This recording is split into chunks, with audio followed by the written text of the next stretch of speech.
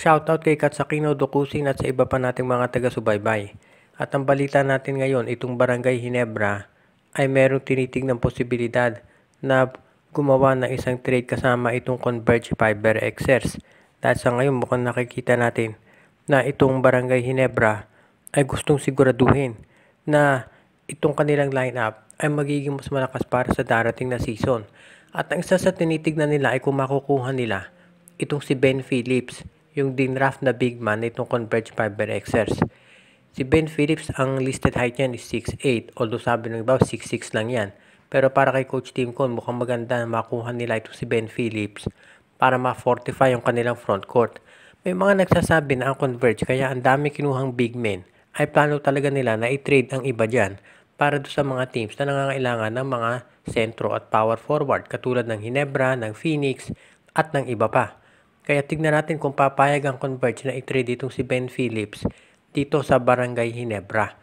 Ngayon, ang itatanong ng marami, sino kaya ang gustong ipalit dyan ng Converge?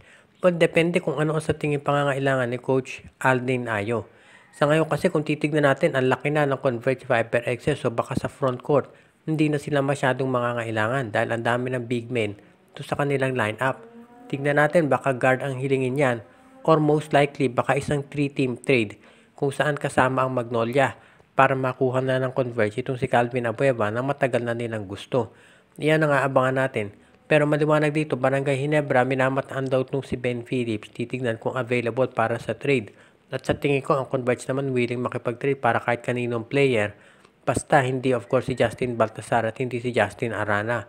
Kaya sa tingin ko, willing sila na i-offer itong si Ben Phillips sa Hinebra basta sulit yung magiging kapalit. Abangan na lang natin kung sino ang i-offer ng Gene Kings. Ang TNT Tropang Giga ay hindi pa satisfied dito sa pagkuha kay Ray ng Batak. Ayon dito sa mga sources, mukhang ang TNT ay gusto rin kumuha ng iba pang mga point guard o iba pang mga big men na maidadagdag dito sa kanilang front court. As it is, lumiit yung lineup ng TNT, so gusto nila na magkaroon ng big man na magagamit na tutulong dito kay Calvin Octana. At ang kikita natin dyan na pwede nilang kunin ay itong si Christian David na naglalaro ngayon dito sa Blackwater Bossing. Nagpapakita na ng potential ng kagalingan itong si David. At kung siya ay makukuha ng TNT, baka ma-utilize siyang mabuti ni Coach Joe Reyes. Magiging maganda na backup ni Calvin Octana itong si Christian David. At baka pwede rin silang magsabay, depende kung ano ang patatakbuhing laro ditong si Coach Joe Reyes. Dito rin natin makikita kung ano ang kayang gawin ni Coach Chot para mapagaling yung kanyang TNT tropa dahil may pressure syempre diyang manalo. Sa ngayon dito natin makikita na yung TNT ay nag-iintay pa rin ng mga players na pwede nilang makuha. Alam natin na ang lalaki na ng mga movement nitong San Miguel, Hinebra at ng Magnolia.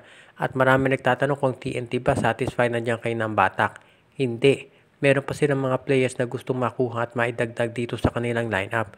Yun nga lang, medyo mahirap sila makipag-trade ngayon dahil medyo limitado yung kanilang assets, lalo na injured si Brandon Roser at si Poy Eram. At alam natin, wala pang team talaga na nagkaka-interest dito kay Mikey Williams dahil ang hirap kausap. So yan ngayon ang iniintinding mabuti ng TNT kung anong gagawin nila. Maliwanag na big man ang gustong makuha ng tropa. Pero ang tanong ay kung sino ang pwede nilang i-offer. So yan ang aabangan natin mabuti dito sa TNT sa ngayon. As it is, asahan natin nagagawa rin ng major moves ng TNT kung ma-confirm na yung pag-trade dito kay Cedric Bearfield sa San Miguel Beer.